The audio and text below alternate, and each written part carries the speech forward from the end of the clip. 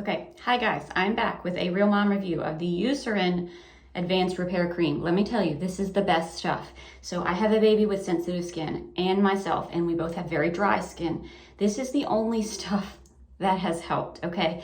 My pediatrician recommended it, and I really was skeptical because we've tried a lot of different creams, and this was the only one that has actually worked. So it is a thick cream, but it actually stays on. I mean, you put it on and you feel like you're moisturized for more than 5 minutes. So I put it on my baby after her bath at night, and I'm obsessed. I'm never getting any other creams again. Honestly, I know I sound ridiculous, but it's true. I use it for myself now.